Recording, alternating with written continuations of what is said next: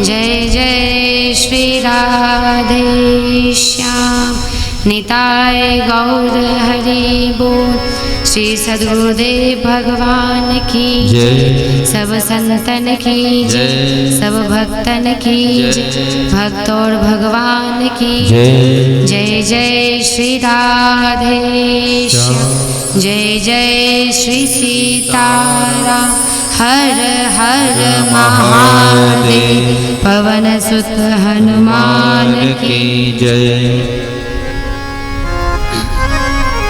आज हम कथा के चतुर्थ दिवस में प्रवेश कर रहे हैं। तो प्रतिदिन की भांति आज हम इस क्रम से चलेंगे कि जगन्नाथ भगवान की एक और लीला के विषय में हम जानेंगे। तो ये लीला साक्षात श्री लक्ष्मी माता के साथ घटित हुई है। हम सब जानते हैं कि माता लक्ष्मी भगवान जगन्नाथ नारायण की अर्धांगिनी है। तो लक्ष्मी के चरित्र को अभी तक लोग ऐसा समझते हैं कि अगर लक्ष्मी आ गई तो बुद्धि का विनाश हो गया, लेकिन इसमें थोड़ा परिवर्तन करना चाहिए। जब समुद्र मंथन का समय था तो समुद्र मंथन के समय समुद्र से लक्ष्मी देवी प्रकट हुई और ऐसी मान्यता है कि लक्ष्मी देवी को प्राप्त करने के लिए बड़े बड़े देवता इंद्र, ब्रह्मा, शंकर, असुर सभी उद्यत हुए, लेकिन लक्ष्मी जी ने केवल और केवल श्री नारायण का चयन किया, अर्थात वर रूप में उन्होंने श्री नारायण को चुना। क्यों? कोई भी कथा यदि हम सुनते हैं तो इसके पीछे हमें ये कारण ढूंढना चाहिए कि ऐसा क्यों हुआ कि लक्ष्मी ने श्री नारायण को ही चुना। और ऐसा क्यों है कि लोग कहते हैं कि लक्ष्मी आती है तो लोगों के अच्छों की बुद्धि का नाश हो जाता है, लेकिन ऐसा नहीं है। ध्यान दीजिए, हमने सृष्टि क्रम में जाना था कि सृष्टि की जब रचना होती है तो त्रिगुणात्मक सृष्टि है। ये प्रकृति क्या है? त्रिगुणात्मिका है, अर्थात सत्वगुण, रजोगुण और तमोगुण से युक्त है। तो नारायण जो है वो सत्वगुण के अधिष्ठात्री देवता है, अर्थात नारायण क्या है? सत्वगुण प्रधान है। ब्रह्मा क्या है? रजोगुण प्रधान है। और शिव क्या है?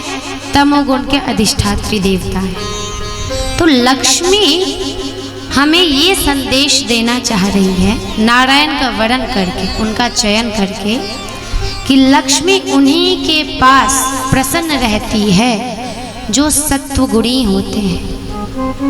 अर्थात सत्वगुण यदि हमारे जीवन में है तभी हमारे जीवन में लक्ष्मी का प्रवेश होता है। अब यहाँ पर प्रश्न ये उठता है कि हमने तो देखा है कि जो बड़े बड़े सत्वगुणी लोग होते हैं वो और ज़्यादा दरिद्र हो जाते हैं और ज़्यादा गरीब होते हैं, है ना, क्योंकि वो सत्य पर चलते हैं। अहिंसा, सत्य, अस्तेय, ब्रह्मचर्य इनका पालन करते हैं, यम नियम का पालन करते हैं। तो ऐसे बहुत सारे संतों को, साधुओं को, अच्छे अच्छे लोगों को देखा है कि वो तो बहुत गरीब होते हैं, बहुत दरिद्र होते हैं। तो ध्यान दीजिएगा इस बात को। और दूसरी तरफ दिखाई देता है कि जो बहुत ही, जिनको कहा जाता है कि एकदम गंदे लोग हैं, गंदे से तात्पर्य कि उनको हिंसा करने में भी तनिक भी संकोच नहीं होता, गलत तरीके से धन कमाने में भी तनिक संकोच नहीं होता। तो बुरे लोग तो महलों पे महल बनाए जा रहे हैं, उनका सुख का, वैभव का देखो तो पराकाष्ठा है। और जो अच्छे लोग हैं उन दिन प्रतिदिन दरिद्र होते जाते हैं, गरीब होते जाते हैं। तो फिर ये बात तो अनुचित प्रतीत होती है कि लक्ष्मी सत्वगुण को चाहती है, अर्थात नारायण को चाहती है। नारायण क्या है? सत्वगुण। और सत्वगुण मतलब क्या? अहिंसा, सत्य, ब्रह्मचर्य, अस्तेय, दया, करुणा, क्षमा, जो भी कह लें, सत्वगुण हम सब जानते हैं। अभी जब हम बैठे हैं सत्संग में तो हम किस गुण से बैठे हैं? सत्वगुण से बैठे। तो फिर यहाँ ये विरोधाभास कहाँ दिखाई दे रहा है कि जो रजोगुण प्रधान है, जो तमोगुण प्रधान है, उनके पास लक्ष्मी है आज के युग में, और जो सत्वगुण प्रधान है उनके पास लक्ष्मी है ही नहीं। तो ध्यान दीजिएगा इस बात को। इसको कहा जाता है, जैसे 3 प्रकार के कर्म होते हैं, संचित कर्म, प्रारब्ध कर्म और जो हम कर्म अभी कर रहे हैं, नियत कर्म। तो यहाँ जो भी व्यक्ति हमें ऐश्वर्य में दिखाई दे रहा है, वो उस व्यक्ति का ऐश्वर्य वो अभी का नहीं है। जैसे कि धन व्यक्ति पहले कमाता है, उसका उपभोग बाद में करता है, उसी प्रकार व्यक्ति के पुण्य पहले संचय होते हैं और उस पुण्य का फल उसको बाद में मिलता है। ऐसा नहीं कि पुण्य अभी कमाया उसका फल तुरंत दिख जाए। तो अगर जो बुरे से बुरे व्यक्ति ऐसे दिखाई दे रहे हैं कि वो तो दिन प्रतिदिन खुशी सुख में हैं और जो अच्छे व्यक्ति हैं वो दुख में हैं, तो इसका तात्पर्य इतना ही समझना चाहिए कि उसके पूर्व जन्म का सुकृत ही उसको अभी तक बचा के रखा है। ये मान लेना चाहिए कि लक्ष्मी बिना तप के, अर्थात नारायण के बिना लक्ष्मी खुश नहीं है, प्रसन्न नहीं है। इसलिए अगर हम अपने लक्ष्मी की बढ़ोतरी चाहते हैं, हम चाहते हैं कि हमारा धन ऐश्वर्य बढ़े, तो बारंबार है कि धर्म में हम उस पैसे को खर्च करें। लक्ष्मी की 3 गति है, दान, भोग और नाश। जब हम भोग करते हैं, केवल अपने लिए भोगना चाहते हैं, तो निश्चित ही वो लक्ष्मी धीरे धीरे नष्ट हो जाती है। लेकिन जब हम दान प्रवृत्ति अर्थात धर्म प्रवृत्ति में कहीं भी देखें, जैसे बहुत कोई गरीब है तो उनको भोजन करवाएं, जिनको आवश्यकता है, जैसे पशु पक्षी हैं। मुझे ये देखकर बड़ा आश्चर्य लगता है कभी कभी कि अगर घर में कोई पशु पक्षी आ जाए, बंदर आगे इत्यादि, कुत्ते, गौ माता, तो जो गृह स्वामी होते वो कहते हैं अरे इसको भोजन की आदत मत डलवाओ, एक बार दोगे तो ये बार बार आके आएगा। तो मेरा प्रश्न है उन लोगों से, क्या वो लोग कोई जॉब करते हैं? कुत्ते को इंजीनियर बना दिया जाए, डॉक्टर बना दिया जाए, बंदर हो गया डॉक्टर, कुत्ता हो गया इंजीनियर, गौ माता हो गई IAS, उनको तो खूब सैलरी मिल रही है, वो पैसा बैंक में जाके निकालेंगी तब अपना भोजन की व्यवस्था करेंगे। क्या ऐसा है? नहीं है। अर्थात यहाँ जो भी पशु पक्षी वो सब पंच महायज्ञ, आप लोग सुने होंगे नाम। पंच महायज्ञ में सर्वप्रथम आता है देव यज्ञ, पश्चात ब्रह्म यज्ञ, फिर आता है बलि वैश्वदेव यज्ञ, फिर आता है अतिथि यज्ञ, फिर आता है पितृयज्ञ, मातृ पितृयज्ञ। तो मनुष्यों का ही ये एकमात्र कर्तव्य है, क्योंकि हम मनुष्यों के पास बुद्धि है कि हम योग्यता प्राप्त करके धन कमाते हैं, लेकिन उस धन का हम पर अधिकार नहीं है। हम उस पर पूर्ण अधिकार जो समझ जाते हैं कि ये धन केवल मेरे ही भोगने के लिए है, तो निश्चित मानिए कि जिस पशु पक्षी को हम भोजन नहीं करवा रहे उसको हम डंडे से मार के भगा देते हैं कि भागो यहाँ से, यहाँ की आदत बना ली है तुमने। जब एक रोटी ना दी कि बार बार पर, अरे वो रोटी ही तो मांगने आ रहे हैं, कौन सा कह रहे कि मुझे अपना सोना खिला दो। आप उनके सामने सुवर्ण रखते हैं, क्या वो खा लेंगे?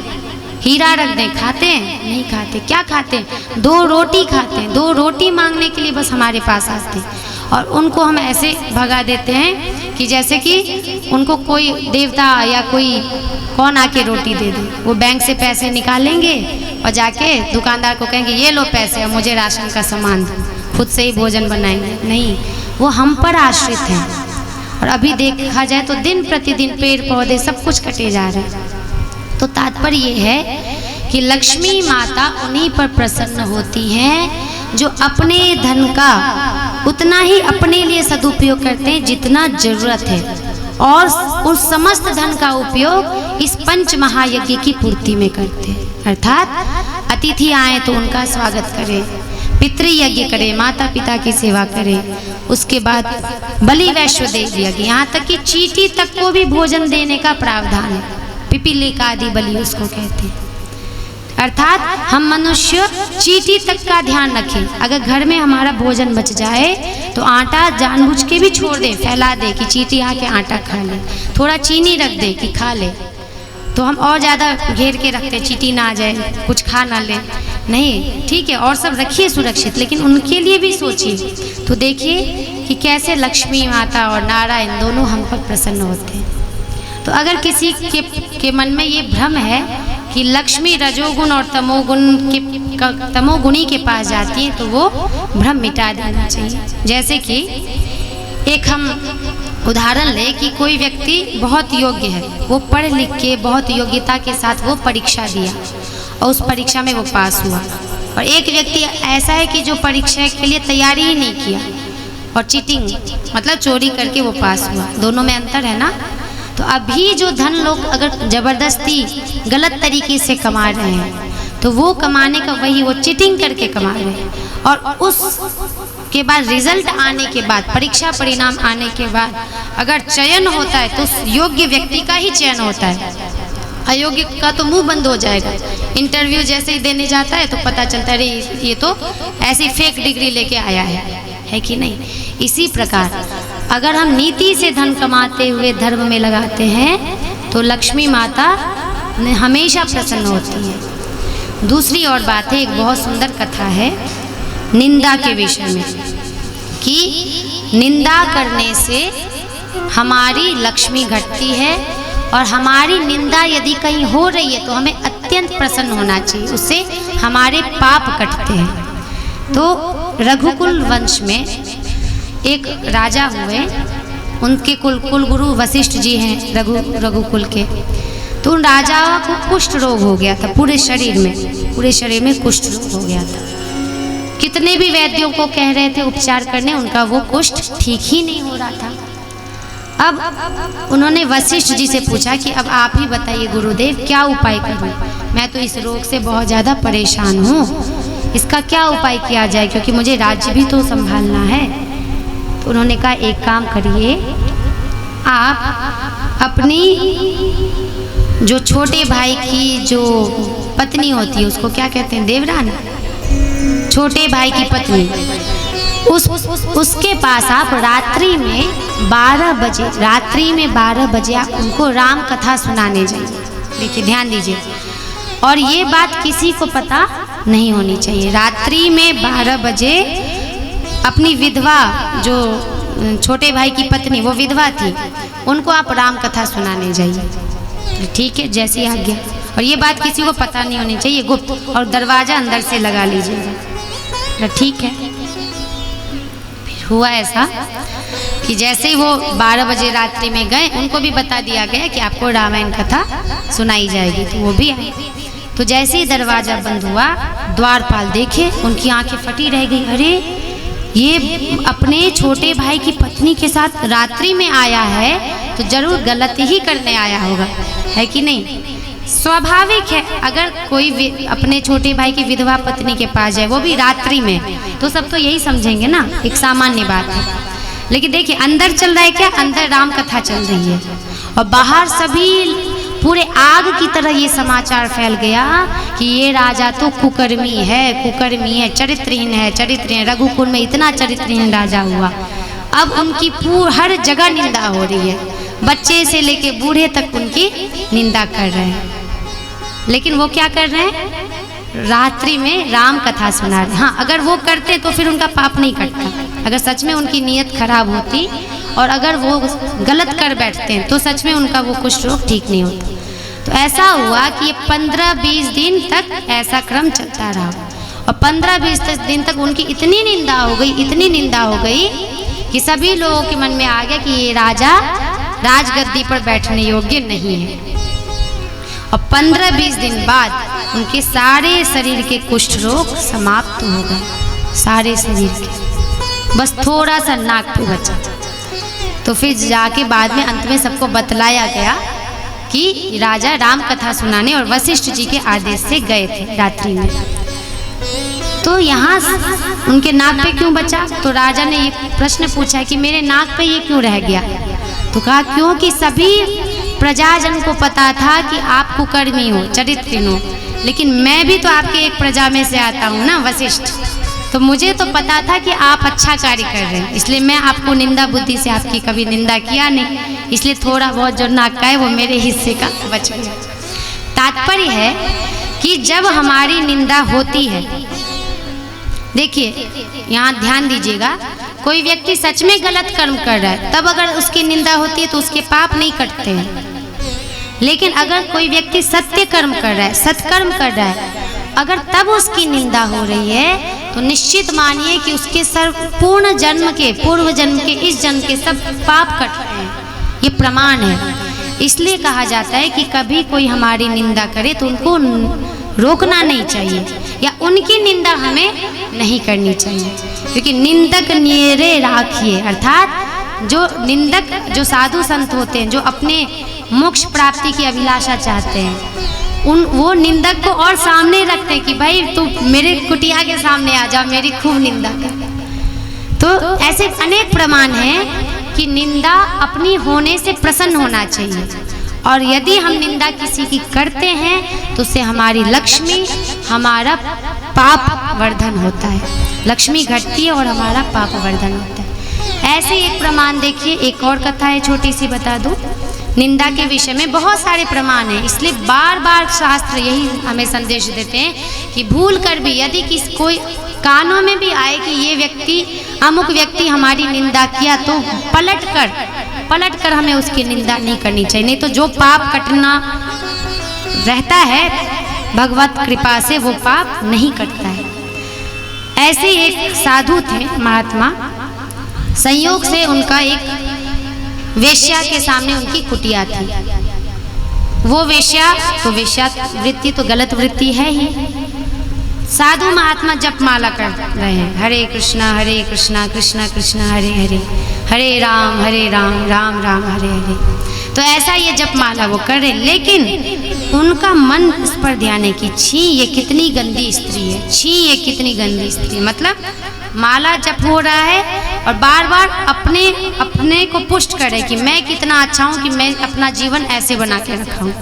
और जो भी वहाँ पर पुरुष आ रहे हैं उस स्त्री के पास, उस स्त्री की भी निंदा मन में सोच रहे हैं, उस पुरुष की भी निंदा सोच रहे हैं, और उनका मन उसी वेश्या के कुकर्मों को सोचने में लग गया। और यहाँ देखिए ठीक विपरीत, वो वेश्या जो है वो सोचे कि मैं कितनी अधम हूँ, हे विधाता, क्या मैं कि अपने और अपने परिवार का पोषण करने के लिए मुझे इस वृत्ति, इस कुवृत्ति को चुनना पड़ा। मैं कितनी अभागन हूँ कि इन महात्मा जी के जैसे मैं आपका नाम जप नहीं कर सकती।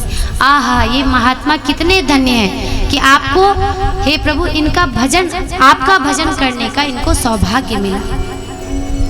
तो वहाँ देखिए, वो वेश्या कर तो रही है गलत वृत्ति, लेकिन उसके मन में क्या है, उनके प्रति आदर, और ये कि मैं क्यों नहीं नाम जप कर पा रही हूँ। और यहाँ ये नाम जप तो कर रहे, लेकिन उस वेश्या के प्रति मन में बराबर उनकी निंदा चल रही है, उसकी निंदा चल रही है। तो परिणाम ये हुआ, जब दोनों का अंत समय आया तो इस साधु को नरक की प्राप्ति हुई और वेश्या को स्वर्ग की। तात्पर्य है कि हम क्रिया क्या कर रहे हैं वो मायने नहीं रखता, मन में हम क्या सोच रहे हैं। इसलिए बार बार गीता में कहे, मन एव मनुष्याणाम कारणम बंधन मोक्षयो, अर्थात मन ही बंधन का कारण है, अर्थात मन ही नरक दिलवाता है और मन ही स्वर्ग दिलवाता है। इससे तात्पर्य इसको अन्यथा मत लीजिएगा कि हम भी गलत काम करें और मन में अच्छा सोचे, ऐसा नहीं होता है। ऐसा होता ही नहीं, क्योंकि जो हम मन में सोचते हैं वो हमारी क्रिया में उतर ही जाती है, ये निश्चित है। तो ये बस एक अपवाद रूप से ये कथा है, इसका अनुकरण नहीं करना है। अनुकरण तो यही करना है कि मनसा वाचा कर्मणा तीनों एक हो, अर्थात हमारी क्रिया भी भगवान के लिए, हमारा मन भी भगवान के लिए, सब कुछ भगवान के लिए हो। इस प्रकार माता लक्ष्मी वही निवास करती हैं जहाँ सत्व गुण है, जहाँ तप है। तो जगन्नाथपुरी की एक कथा है कि माघ मास में उड़ीसा के भक्तजन माता लक्ष्मी जी की विशेष पूजा करते हैं। तो इस माह में प्रत्येक गुरुवार महिलाएं क्या करती थी, विभिन्न नियमों और कर्मकांडों का पालन करती थी। तो माता लक्ष्मी ने जगन्नाथ जी से आज्ञा लेकर सबके घरों में दर्शन देने की अभिलाषा प्रकट की। जगन्नाथ जी ने उनकी वो अभिलाषा मान ली। उसके बाद जब माता लक्ष्मी एक वृद्ध स्त्री का रूप धारण करके जाती हैं सबके घर में, तो जब वहाँ जाती हैं तो एक बहुत बड़े सेठ का घर रहता है, बहुत बड़े धनवान का घर। उस धनवान के घर में जब जाती हैं तो देख रही हैं कि सारी घर की स्त्रियाँ देर तक सो रही हैं। 8 बज गए, 9 बज गए, 10 बज गए, कोई उठ ही नहीं रही। सारी घर की स्त्रियाँ देर तक सो रही हैं और कुछ घर की कोई शुचिता है ही नहीं। कुछ सफाई नहीं है। उस दिन जहाँ उनकी विशेष पूजा होनी है, ना घर में कोई पवित्रता है, ना कोई स्त्रियाँ उठी है, ना कोई पुरुष उठे, अर्थात सभी प्रमादी आलसी होकर गंदगी फैला कर अपने घर में सो रखे। तो माता जी ने, लक्ष्मी जी ने जाकर जो वहाँ की मुख्य सास थी उनको कहा कि आपको ऐसे नहीं करना चाहिए, इससे लक्ष्मी का ह्रास होता है, लक्ष्मी चली जाती हैं घर से। अगर घर की स्त्रियाँ देर तक सोती हैं, स्त्री पुरुष दोनों यहाँ देखिए बराबर है, ये नहीं कि अब स्त्रियों के विषय में बोला जाए तो पुरुष 8-9 बजे उठें और बस बेड टी उनको चाहिए, नहीं, दोनों बराबर के सहभागी हैं। इसलिए स्त्री हो या पुरुष, सबको ब्रह्म मुहूर्त में उठने का निश्चित प्रयास करना चाहिए। और ब्रह्म मुहूर्त कौन सा होता है? सूर्योदय से पहले, अर्थात 3 से लेकर 5 तक का ब्रह्म मुहूर्त होता है। और ऐसा माना जाता है कि इस समय माता सरस्वती साक्षात व्यक्ति के वाणी पर बैठ जाती है। और जब व्यक्ति के वाणी पर वो बैठती हैं तो उस समय हम जो बोलते हैं, अर्थात हम जो इच्छा रखते हैं, वो निश्चित पूरा होता है। करके देखिए ये प्रयोग। इसलिए कहा जाता है कि ब्रह्म मुहूर्त में जब भी हम उठें तो परस्पर बातें ना करें, केवल भगवान का नाम लें और हम आगे अपने दिन में क्या क्या करेंगे, दिनचर्या, उसके विषय में जानें और भगवान से प्रार्थना करें कि हे प्रभु हमारा ये दिन अच्छा जाए, आपके स्मरण में और पुरुषार्थ में जाए। तो इस प्रकार वो जब गई तो सभी देर तक सो रही थी। सासू माँ को बोला गया कि आप खुद इतनी लेट सोती हैं, इसलिए आपकी बहू लोग भी लेट उठ रही हैं, आप खुद जल्दी उठिए तो ये लोग भी जल्दी उठेंगी। आजकल सास बहू में ये होता है, सास कहती है कि बहू नहीं उठती है और बहू कहती है सास नहीं उठती है, इसलिए हम भी नहीं उठते। इसलिए सास का ये कर्तव्य है कि अगर बहू को कुछ आचरण सिखाना है तो पहले वो खुद अपने में उतारे। ये नहीं कि वो खुद देर तक सो रही हैं और निश्चित देखिए अगर वो जल्दी उठ जाए तो उनको एक हो ही जाते कि अरे माँ इतने सवेरे उठ गई तो मैं कैसे सो सकती, अगर वो सही स्त्री हैं तो इस प्रकार सास ने माता वृद्ध रूप से आई माता लक्ष्मी का अनादर कर दिया कि ए बुढ़िया तुम्हें क्या जाता है, हम जब भी सोएं, जब भी उठें, जब भी खाएं, जब भी पिएं, तुम्हें क्या जाता है। ऐसे करके उनका अनादर कर दिया और वो दुखी होकर वहाँ से चली गई और रुष्ट होकर भी चली गई। जैसे ही वो रुष्ट होकर गई तो माता लक्ष्मी रुष्ट हो तो बताइए क्या होता है, संपूर्ण श्री नष्ट हो जाता है। तो उस बड़े से धनवान का सारा बिजनेस खत्म और सारे रोड पर आ गए, सब भीख मांगने लगे। अब ऐसे ही भ्रमण करते हुए माता लक्ष्मी गई, एक चांडाल के घर में जाती है। चांडाल जो हर प्रकार से त्याज्य माना जाता है। माना जाता है कि चांडालों का घर कभी भी समाज के अंदर नहीं होता है, गांव से बहुत दूर चांडालों का घर बनाया जाता है। क्यों? क्योंकि वो लोग एक जैसे श्मशान आदि का कार्य करते हैं ना, इस कारण से अपवित्र माने जाते हैं। तो इस प्रकार जब वो देखते हैं चांडाल के घर में तो एक श्रिया चांडालिनी होती है, वो भगवती लक्ष्मी की विशेष पूजा के लिए बहुत सुंदर से, जितना ही कुटिया है उसका, बहुत गरीब है, अपने कुटिया को गोबर से, गाय के गोबर से लीप रखी है, बहुत सुंदर से चौका बना रखा है, सुंदर सा रंगोली बना रखा है माता के स्वागत के लिए, द्वार को फूलों से सजा दिया है। तो ये देखकर माता लक्ष्मी अत्यंत प्रसन्न हो जाती है और प्रसन्न होकर उसको अनंत लक्ष्मी का वरदान देती है, अर्थात जो चांडाल का घर है अब वो सुखी संपन्न हो जाता है। तो संयोग से यहाँ पर भगवान जगन्नाथ के साथ बलदेव महाराज भी घूमने के लिए निकलते हैं। तो जब वो घूमने के लिए निकलते तो बलदेव जी थोड़े कर्म कांड को मानने वाले हैं। जगन्नाथ भगवान तो भाव के भूखे हैं, लेकिन बलदेव महाराज को नियम बहुत प्रिय है। तो उनको आश्चर्य लगता है, अरे ये लक्ष्मी चांडाल के घर चली गई। माना जाता है कि चांडाल के घर का भोजन भी नहीं करना चाहिए, एक कर्मकांड के विषय में, भाव के विषय में नहीं। तो वो कहते देखो जगन्नाथ, ये चांडाल के घर से निकल रही है, अर्थात चांडाल के घर में माँ लक्ष्मी ने कदम रखा है, अब ये अपवित्र हो चुकी है और ये अपवित्र हो चुकी है तो अब ये श्री मंदिर में प्रवेश नहीं करेगी, अर्थात मंदिर में प्रवेश नहीं करेगी। अब जगन्नाथ भगवान बेचारे दुविधा में, वो भाई की बात माने कि इधर माने। तो बोले कि अरे भ्राता, माता लक्ष्मी केवल भक्त के भाव को देखती हैं, वो ये जाति भेदभाव इत्यादि नहीं देखती हैं, वो केवल सत्व गुण देखती हैं। जिसके अंदर सत्व गुण है, जिसके अंदर पवित्रता है, मन की पवित्रता और बाहर की पवित्रता, तो उसके घर में लक्ष्मी प्रवेश करती है। फिर भी बलदेव जी नहीं मान रहे हैं। बोले कि देखो, अगर लक्ष्मी जाती है तो मैं नहीं आऊँगा, मैं मंदिर के बाहर ही खड़ा रहूँगा। अब क्या करे, ज्येष्ठ भ्राता है, उनको उनकी बात माननी पड़ी। तो लक्ष्मी जी को बहुत निवेदन के साथ कहते हैं कि हे लक्ष्मी, आपसे मेरे भ्राता रुष्ट हैं, इसलिए अब आप मंदिर में प्रवेश नहीं कर सकती। तो लक्ष्मी जी ने कहा कि देखिए स्वामी, मैंने पहले ही आपसे अनुमति मांग लिया था कि मैं जहाँ जाना चाहूँ वहाँ जा सकती हूँ, आप मुझे नहीं रोक सकते, और आपने वो अनुमति मुझे दिया भी था। तो फिर अभी इस वचन के अनुसार आप अपना वचन भंग कर रहे हैं। मैंने ऐसा कोई कार्य नहीं किया जो अनुचित हो, क्योंकि वो चांडालिनी, भले ही वो चांडालिनी है, लेकिन बहुत पवित्रता से वो रहती है। इस कारण से मैं उसके घर में अपना चरण रखी। फिर भी अब क्या करे, भ्राता का आदेश है, तो वो रुष्ट हो जाती हैं। तो जब लक्ष्मी रुष्ट होती है तो कहा जाता है कि जब जीवन से लक्ष्मी चली जाती है तो सारा श्री, सारा ऐश्वर्य खत्म हो जाता है। अब लक्ष्मी जी के चले जाने पर यहाँ पर होता ऐसा है कि जगन्नाथ एवं बलराम दोनों को किसकी भोजन की प्रतीक्षा रहती है। और चूंकि जगन्नाथ मंदिर में ऐसी मान्यता है कि स्वयं माता लक्ष्मी दोनों के लिए भोजन बनाती है। अन्नपूर्णा है ना वो, अब वो चली गई, अन्नपूर्णा चली गई मतलब अन्न भी चला गया। अब बेचारे अन्न के लिए भटक रहे हैं। सुबह हो गई, दिन दोपहर बीत गई, रात बीत गया, अब उनको अन्न मिल ही नहीं रहा है। अब भूख के मारे वो निकलते कि चलो हम लोग खुद ही जाके कहीं पे अन्न पालें।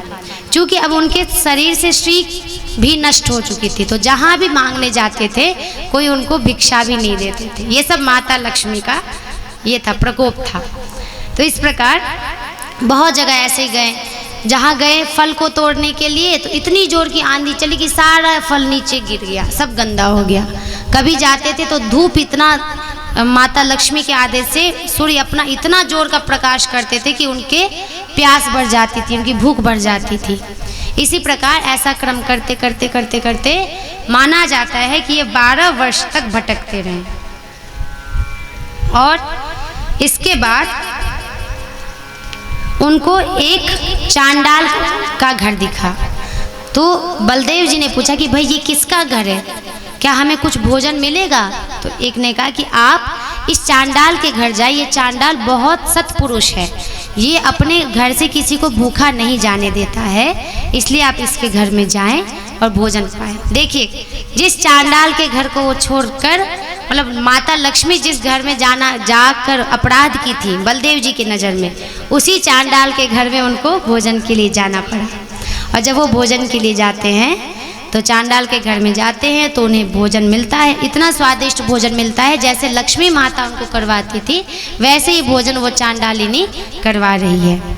और ये सब देख के फिर उनका मन तृप्त हो जाता है, उनको समझ में आता है कि हो ना हो माता लक्ष्मी ही हमें भोजन करवा रही है। तो फिर श्री जगन्नाथ जी को बलदेव जी आदेश देते हैं कि अब हमसे बहुत बड़ी गलती हो गई कि हमने उनका तिरस्कार किया। वो तो भाव की पवित्रता की ओर आकर्षित होती हैं, और हमने ये उनके इस भाव को ना समझकर गलती की। उनसे क्षमा मांगो जगन्नाथ, चूँकि मैं बड़ा हूँ तो बड़ा ज्येष्ठ कैसे क्षमा मांग सकता है, इसलिए आप क्षमा मांग के उनको श्री मंदिर फिर से वापस ले आइए। इस प्रकार वो श्री मंदिर वापस लाते हैं, और वापस लाकर माता लक्ष्मी संतुष्ट होती हैं, और ये पुनः जगन्नाथ मंदिर संपूर्ण ऐश्वर्यों से युक्त हो जाता है। तो इस कथा से हमें ये प्रेरणा मिलती है कि धर्म भी बिना लक्ष्मी के सहायता के, पुरुषार्थ चतुष्टय है, धर्म, अर्थ, काम और मोक्ष, अर्थात धर्म भी अगर हम करना चाह रहे हैं तो लक्ष्मी आवश्यक है। हमें लक्ष्मी की इस प्रकार निंदा नहीं करनी चाहिए कि ये सब मोह माया है, नहीं। अगर देखा जाए तो देखिए, अगर सत्यता में जीना है, हम आपसे कह रहे हैं तो बहुत सारी जगह होती है, निंदा नहीं करनी चाहिए, व्यासपीठ से भी मैं निंदा क्यों करूं, लेकिन अर्थ की आवश्यकता सबको है, लेकिन वो अर्थ कहाँ लगना चाहिए, धर्म कार्य में लगना चाहिए। जैसे मैं बारंबार कह रहा हूँ कि पंच महायज्ञ जो मनुष्य पूर्ण नहीं करता है वो मनुष्य साक्षात धर्मे न हीना पशु भी समाना, अर्थात धर्म से हीन होकर वो पशु के समान हो जाता है। इस बात का ध्यान जो भी रखते हैं वो निश्चित ही लक्ष्मी धर्म अर्थ युक्त काम को भोगते हुए मोक्ष को प्राप्त करते। यही प्रक्रिया है जीवन का। इसलिए ज़्यादा से ज़्यादा अगर हम लक्ष्मी को नारायण को दोनों को साथ चाहते हैं तो लक्ष्मी को नारायण की ही सेवा करने दीजिए कृपया, ना कि किसी असुर की सेवा में लगाइए। ना कि किसी भोग क्या है, असुर का प्रतीक है, राक्षस का प्रतीक है। अगर हम भोग भोगते हैं लक्ष्मी से, आजकल देखिए तो लोगों को तुरंत भूख लगी तो आजकल तो भोजन बनाना भी बंद हो गया। जोमेटो ऑर्डर करो, पिज्ज़ा ऑर्डर करो, है ना, और स्विगी ऑर्डर करो, है ना। कितने आलसी लोग। लक्ष्मी अब सबके पास है, ध्यान दीजिएगा। अब आज का युग ऐसा है खासकर भारत में कि कोई भूखा नहीं है, होंगे बहुत विरले, लेकिन अब उस लक्ष्मी का निरादर हो रहा है। कैसे? पहले स्त्रियां खुद भोजन बनाती थी और पुरुष भी सहयोग करते थे, लेकिन अभी अगर किसी को भूख लगी है तो ऑनलाइन ऑर्डर करो। ऑर्डर कितने का आता है? कम से कम 100, 200, 1000, 2000, कुछ भी फर्क नहीं पड़ता। 2000 भी ऐसे खाया और मल त्याग करके निकल गया, कुछ मिला? एक पल का स्वाद मिला। कपड़े तो देखिए इतने लाइन में लगे रहते हैं, अलमारी भरी पड़ी रहती है। इस दिन का ये वस्त्र, इस दिन का ये वस्त्र, इस दिन का ये वस्त्र, है कि नहीं? फ्लिपकार्ट कंटिन्यू उंगलियां चलती रहती है, फ्लिपकार्ट पे, अमेजन पे, मीशो और पता नहीं क्या क्या क्या, है ना। क्यों? क्योंकि अभी हम सोच ही, हमारे पास धन आ चुका है लेकिन हम सोचते हैं कि धन का उपयोग कितना अपने सुख भोग करने के लिए कर ले, और निश्चित ही यही सुख भोग की दृष्टि धीरे धीरे धन को खत्म करता है। इस कारण से अपने लिए जितना, इसी को कहते हैं अपरिग्रह। अपरिग्रह किसको कहते हैं? जितना आवश्यक हो उतना ही वस्त्रों का संग्रह करें, जितना आवश्यक हो उतना ही भोजन पान करें। कभी कभी भोज की स्थिति मैं जो देखती हूँ तो मुझे हंसी आती है। अब लोग उसमें भी तौलते हैं, जैसे किसी शादी में जाते हैं, ब्याह में, तो 501 का यदि देते हैं वर और वधू को तो सोचते 501 दिया है तो 501 से डबल 1000 का मैं भोजन करके आऊँगा। और वो इतना रसगुल्ला, इतना ये मतलब कैपेसिटी नहीं है उतना खाने का, लेकिन लगता है मेरा 501 वेस्ट ना चला जाए, उसके लिए इतना भोजन परोसेंगे कि इनको इतनी अपच होती है। भोजन कर लिया इतना और 7 दिन तक उस भोजन को पचाने में औषधि भी लगा रहे हैं। मतलब 500 को निकालने के लिए 1000, 2000, 5000 खर्च कर दिया। तो ये क्या है, क्या बुद्धि हो गई है कि एक एक पैसा देखते हैं कि अगर मेरा एक पैसा यहाँ लग रहा है तो मैं कितना भोग लूँ। यही दुष्ट बुद्धि है, यही आसुरी बुद्धि है, और वो आसुरी बुद्धि निश्चित ही एक दिन पतन का कारण बनेगा, मान लीजिए। क्योंकि बड़े बड़े संत शास्त्र सब यही कहते हैं कि लक्ष्मी ऐश्वर्य ये सब सत्व गुण के उपासक हैं, रजोगुण तमोगुण इसमें है नहीं।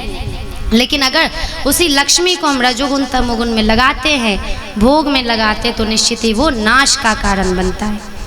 इसलिए बड़ा सुंदर एक चाणक्य का नीति शास्त्र है, येषां न विद्या न तपो न दानम ज्ञानम न शीलम न गुणो न धर्मः ते मृत्युलोके भुवि भारभूता मनुष्य रूपेण मृगाश्चरन्ति मनुष्य रूपेण मृगाश्चरन्ति।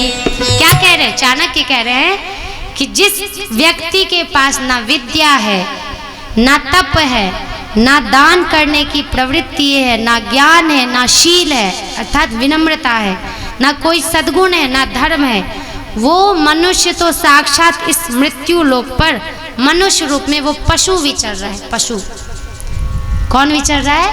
पशु विचर रहा है। इसलिए ये सद्गुण हमारे अंदर होना अति आवश्यक है। विद्या ददाति विनयम विनयाद याति पात्रताम पात्रत्वात् धनम आपनोति धनात् धर्मम ततः सुखम। इस बात को हमेशा ध्यान रखना चाहिए। आइए एक भजन सुन लेते हैं। मंगल करनी दुर्मति हरनी गायत्री सुखधाम सद्बुद्धि की दाता माता जपे तिहारो नाम।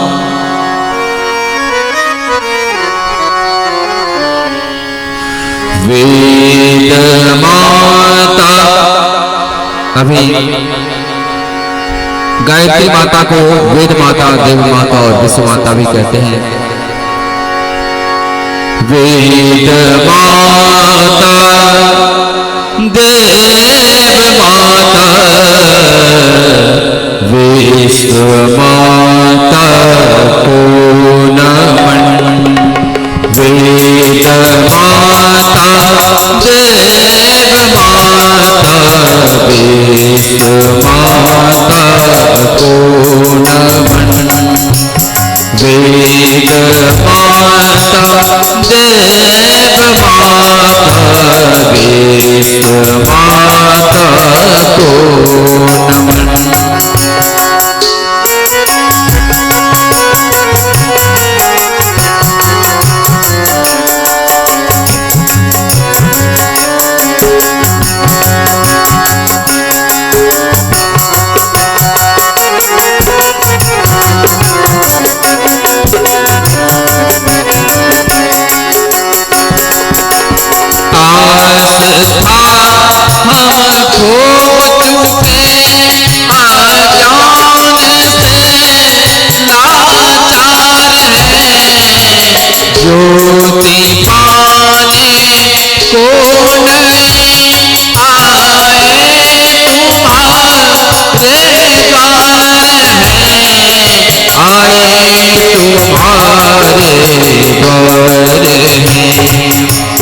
ज्ञान दो सद्भाव दो सत्कर्म का दो आचरण।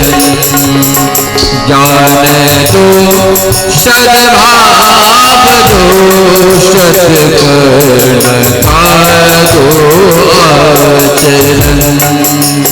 वेद माता, देव माता, विश्व माता को नमन।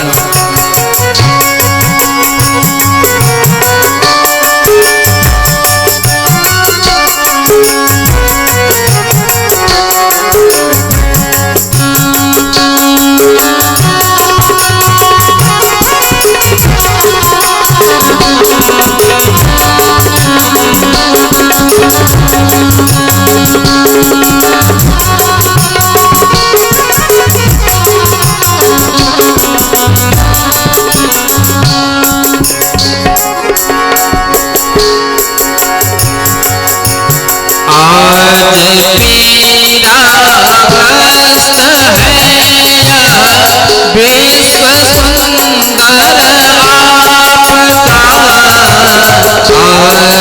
पीड़ा ग्रस्त है। विश्व सुंदर आपका बन गया मानव स्वयं कारण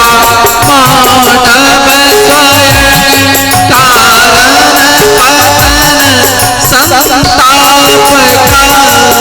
कारण पतन संताप का हो तुम्हीं युग सत्यम्बे रोक दो वीरा पतन।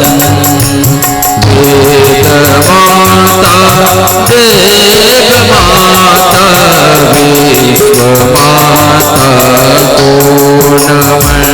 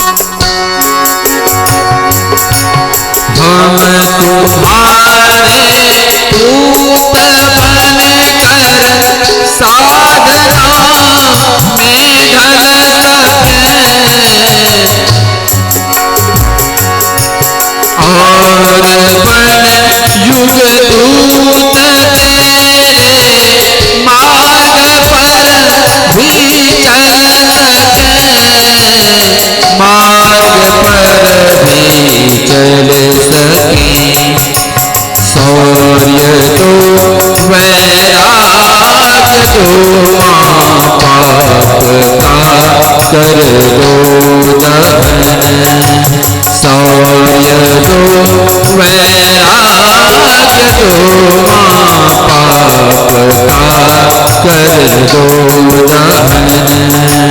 वेद माता देव माता विश्व माता को नमन। वेद माता देव माता विश्व माता को नमन। विश्व माता को नमन। विश्व माता को नमन। और तब कहते कि हमारी एकाग्रता खंडित हो रही है, परीक्षा निकट आता है तो घबरा जाते हैं कि याद नहीं हो रहा है, कितना भी कोशिश करो एक पन्ना भी याद नहीं होता है, 10 बार रटो तो भी याद नहीं होता है, स्मरण नहीं होता है। क्यों? मान के चलिए कि ये सब कहाँ है, स्मृति कहाँ है? स्मृति हमारे यहाँ अंदर है, बाहर तो नहीं है कि हम उसको बाजार से खरीद कर ले आएंगे। स्मृति हमारे अंदर है। तो अंतर्मुखी जितनी बातें होती है उन सब की ऊर्जा हमें कहाँ से मिलता है? भगवान से।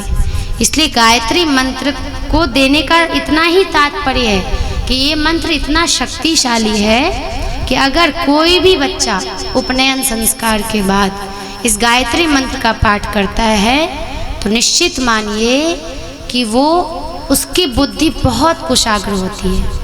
अर्थात जो भी उसके सामने विद्या रख दी जाए वो विद्या उसके लिए सरल हो जाती है। अभी देखिए इतना ट्यूशन लगाते हैं बच्चों का, कहते हैं ट्यूशन पे खर्च कर दिया, स्कूलों में 1000 रुपये खर्च हो रहे हैं, ट्यूशन में 1000 खर्च हो रहा है, लेकिन फिर भी बच्चे के मार्क्स अंक अच्छे नहीं आ रहे। क्यों? क्योंकि बहिर्मुखता से कभी कुछ नहीं होने वाला है। सब कुछ यहाँ अंदर प्रतिष्ठित है। यथा पिंडे तथा ब्रह्मांडे, अर्थात सब कुछ जब यहाँ से हम कनेक्ट, अर्थात अपने अंतर्नाद से जब हम जुड़ जाते हैं तो सारी सृष्टि का ज्ञान हमारे अंदर समाहित हो जाता है। इसलिए गायत्री माता से हमेशा प्रार्थना करनी चाहिए कि यह नः धियः प्रचोदयात्, की जो सविता देव, जो माता मेरे बुद्धि को हमेशा सन्मार्ग पर लगाए। और अपने बच्चों को किसी भी मंत्र की शिक्षा दे रहे हैं तो पहले उसका अर्थ बताएं कृपया, क्योंकि यहाँ मुश्किल ये है ना कि माता पिता को स्वयं ही नहीं पता होता है और ना वो जानने की जिज्ञासा करते हैं। शायद मुझे लगता है कि आप लोग को आज ही पता चला होगा मंत्र का अर्थ, है कि नहीं? पहले पता था मंत्र का अर्थ, गायत्री मंत्र का अर्थ नहीं ना? क्यों? आजकल तो गूगल है, यूट्यूब है, सब कुछ है, वहाँ अगर आप सर्च करें तो विकिपीडिया खुल के आ जाएगा। लेकिन हम क्या करते हैं? ये सर्च करते ही नहीं। समय कहाँ है? डांस देखने के अलावा, कॉमेडी देखने के अलावा समय ही नहीं है। फिर हम कहते हैं हमारे बच्चे बिगड़ गए, हमारे बच्चे सही नहीं हैं, कितना इन पे खर्च किया, ये किया, वो किया, जो भी है बहाने। तो वो बहाने हमारे अपने होते हैं। वो बच्चों पे कदापि दोषारोपण ना करे, कदापि नहीं करे। बच्चे माता पिता के ही प्रतिरूप होते हैं। अगर मैं भी अपनी कहूँ कि मेरे अंदर भक्ति यदि आई है तो इसमें हमारे माताश्री का योगदान है, क्योंकि वो हमें उसके लिए डांटती भी थी, मारती भी थी। और गर्भ संस्कार बहुत मायने रखता है। जब मैं गर्भ में थी तो माताजी ने श्रीमद् भागवत का पूरा पारायण किया था, पूरा। तो ऐसा क्यों? गर्भ संस्कार से लेके, ऐसा नहीं कि अब पारायण कर दिया हो गया छुट्टी ना। एक एक बात कर, हम लोगों के मुख से यदि अपशब्द, ऐसे तो स्त्रियों के मुख से कभी निकलता नहीं है, पुरुषों के अंदर ज़्यादा होता है कि जल्दी पुरुष निकाल देते हैं तुरंत से, फिर भी निकल जाता है। तो ऐसा दंड दिया जाता था कि भूल ही जाते थे अपशब्द नाम का भी कोई वस्तु है, कोई शब्द है। तो ये है माता पिता का अनुशासन बहुत आवश्यक है बच्चे के ऊपर। और केवल अनुशासन ना करें, अनुशासन भी करेंगे तो बच्चे बिगड़ जाएंगे। उनको उस अनुशासन का लाभ समझाएं, शास्त्रों को पढ़वाएं। अधिकांश माता पिताओं को ये चिंता रहती कि बच्चा ज़्यादा धर्म कर्म करने लगेगा तो कहीं ये सन्यासी ना हो जाए, पंडित जी ना बन के कहीं भाग ना जाए। लेकिन ये भ्रम मत पालिए। यहाँ जब आप भागवत पढ़ेंगे ना, आपको एक सच्ची घटना बताती हूँ। एक बच्चा भागवत जी का पाठ करके नासा में उसको बुलाया गया रिसर्च करने। वो साइंटिस्ट हो गया, जूनियर साइंटिस्ट। भागवत का पाठ करके हम जो इस भ्रम में हैं कि हमारे शास्त्र जो भी है वो खाली पंडित जी या सन्यासी बनाने का कार्य करता है, ये भ्रम बिल्कुल मत पालिए। वो नासा, अब उसने रिसर्च क्या किया था, वही 14 लोगों का रिसर्च करके उसने बताया था नासा वाले को कि पृथ्वी के अंदर बिल है जिसमें रसातल, तलातल, पाताल, ये सारे 7 लोक नीचे हैं।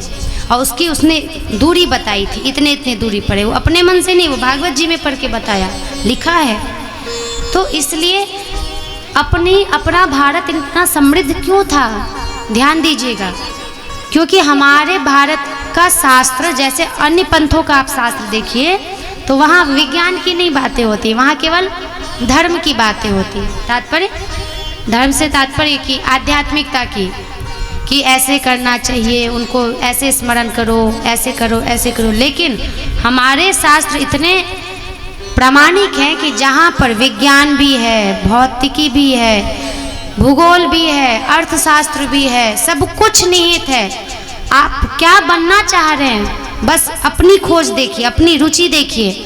बच्चे को क्या बनाना चाह रहे हैं उसकी खोज देखिए, उसको शास्त्र में लगाइए। निश्चित देखिए कि उस शास्त्र को पढ़ के वो कितना ज़्यादा उसका विकास होगा, ये प्रमाण है। तो कृपया हमारे शास्त्रों को ये समझने की भूल ना करें कि ये पढ़ के और भजन करके पंडित जी या सन्यासी बन जाते हैं ना। वो जो भी बनेगा वो प्रामाणिक होगा। एक अच्छा डॉक्टर बनेगा, एक अच्छा इंजीनियर बनेगी, एक अच्छी IAS बनेगी, जो भी हम कह लें, जो बच्चे को एक अच्छी साइंटिस्ट बनेगी, चाहे पुत्र हो चाहे पुत्री हो। तो इसलिए उनको हमारे शास्त्रों का अध्ययन करवाइए। और हमारे शास्त्र हैं संस्कृत में। आज इंग्लिश सीखने के लिए कितना ज़्यादा लोग उतारू हैं। अरे बच्चा हमारा इंग्लिश सीख जाए इसलिए कॉन्वेंट स्कूल में डाल देते हैं, इंग्लिश बोलेगा फटाटेरा। क्या मिलता है, बस इंग्लिश ही बोलता है। लेकिन अगर वो आपका बच्चा संस्कृत सीख लेता है तो अपने शास्त्रों को समझने की बुद्धि उसके पास आ जाती है। और जब वो बुद्धि आती है तो उसके अंदर से जो वो रिसर्च निकालता है। ध्यान दीजिएगा, हम भारतवासी इस दुर्दशा के स्वयं कारण हैं। क्यों? क्योंकि हम अपने शास्त्रों को बहुत, जैसे कहते हैं ना, हमारे पास हीरा हो लेकिन हीरे के ऊपर गोबर पथ दिया गया हो, है ना, गोबर के अंदर ढक दिया गया हो, तो क्या वो हीरा दिखाई देगा? नहीं, ऐसे हम नहीं किया है। पश्चिमी सभ्यता वाले लोग, नासा, चाहे वो न्यूटन को देख लीजिए आप, आइंस्टीन को देख लीजिए, जो बड़े बड़े वैज्ञानिक हैं, वो भी कहते हैं कि मैं उपनिषद को पढ़ के, भगवत गीता को पढ़ के मैंने ये रिसर्च किया।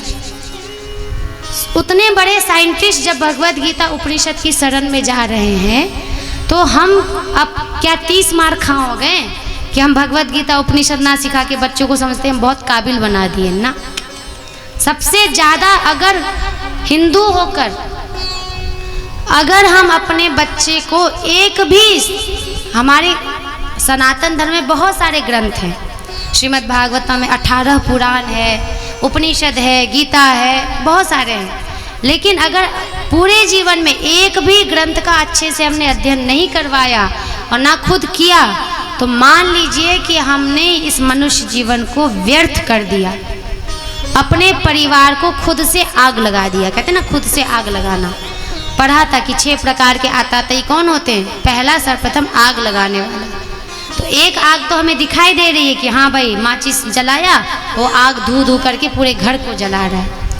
लेकिन एक आग ऐसी है जो बहुत सूक्ष्म है, जो हमें दिखाई नहीं दे रहा है। वो आग क्या है? वो अश्लीलता का आग है, वो कामुकता का आग है, जो धीरे धीरे व्यक्ति के अंदर विष की तरह, सूक्ष्म विष की तरह प्रवेश करता है और पूरे परिवार को, पूरे समाज को, पूरे देश को जला बैठता है।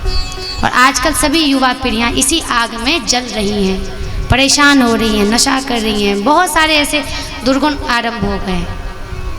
आजकल धोती पहनना शर्म की बात लगती है। धोती कैसे पहन लें? जीन्स पहनेंगे, वो भी कैसा फटा है, ऐसे यहाँ से फटा है, वहाँ से पहले तो लोग फटा हुआ कपड़ा बहुत लज्जा की बात समझते थे। अरे फटा कपड़ा देखो, गरीब है।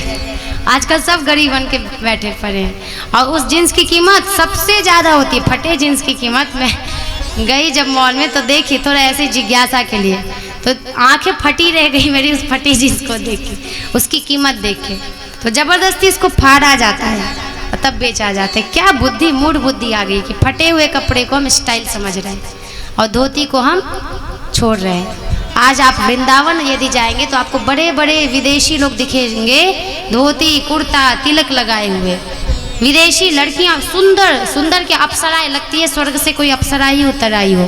साड़ी ऐसे साड़ी पहनती हैं इतनी सभ्यता के साथ, शर्म आने लगता है कि हम किस अभी युग में जी रहे हैं। छोटे छोटे ड्रेस पहन रहे हैं, छोटे छोटे उसको समझ रहे हैं कि ये हमारा स्टाइल है ना। स्टाइल नहीं, सबसे बड़ी मूर्खता है। तो चलिए हम भागवत जी में प्रवेश करते हैं। बस कहने के लिए बहुत है, लेकिन अगर हमारे वाणी के माध्यम से आप सब सत्य तक पहुंच पा रहे हो, इस माया जाल को समझ पा रहे हो, अगर इस माया जाल को काटने की जिज्ञासा हो तो हम समझेंगे कि हमारी वाणी सार्थक हो गई। तो इसी क्रम में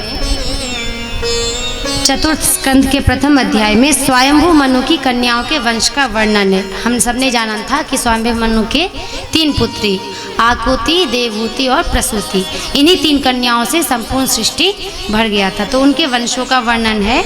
उसके बाद भगवान शिव और दक्ष प्रजापति का मनोमालिन्य। ये कथा हम सबको पता है कि दक्ष प्रजापति जो थे वो शिव जी से घृणा करते थे। घृणा का एकमात्र कारण ये था कि वो कर्मकांडी, मतलब नियम को बहुत ज़्यादा महत्व देते थे। जैसे कि अभी देखा जाए तो हम भी दक्ष की ही संतान होते जा रहे हैं कि भोला बाबा की पूजा करें। जो शिव जी कर्मकांड का विरोध, मतलब कर्मकांड को कुछ नहीं माने, बस भाव के उन शिव जी के उसमें कि नहीं बाबा पे पहले ये चलेगा, नहीं ये फूल नहीं ये फूल चलेगा, ये अक्षत नहीं ये दुर्वा नहीं ये नहीं चलेगा, ये नहीं चलेगा, वो नहीं, मतलब इतना ज़्यादा विस्तार कर दिया है और वहाँ भक्ति नगण्य, जीरो दिखाई देती है। तो यहाँ पर दक्ष प्रजापति को उनकी दिनचर्या, उनका स्वरूप, उनकी कार्यशैली पसंद नहीं थी, क्योंकि शिव कैसे हैं, श्मशानवासी हैं। और श्मशानवासी क्यों है वो, क्योंकि श्मशान जीवन का अंतिम सत्य है, इसलिए पूरे शरीर में वो भभूत लगाते हैं। क्या कि हे मनुष्यों देखो कि एक दिन तुम्हें यही भभूत बन जाना है, यही भभूत बन जाना है। अर्थात कोई सत्ता ही नहीं रहती। जिस शरीर को इतना सवार रहे हो, सजा रहे हो, जिस शरीर के पोषण के लिए ना जाने कितने धन खर्च कर रहे हो और ना दान में ना धर्म में कहीं नहीं लगा रहे हो, तो देखो एक दिन इसी प्रकार नष्ट हो जाओगे। ये प्रतीक है भभूत का, इसलिए उस श्मशान में रहते हैं। मृत्यु जीवन का अंतिम सत्य, जिस सबको मरना है, सबको मरना है। इसी प्रकार वो धारण क्या करते हैं, मृगछाल धारण करते हैं पशुओं का। पशुपति एक उनका नाम है, ध्यान दीजिएगा। पति का अर्थ होता है रक्षक, पाति यह सह पति, धातु है व्याकरण का, पारक्षणे धातु है।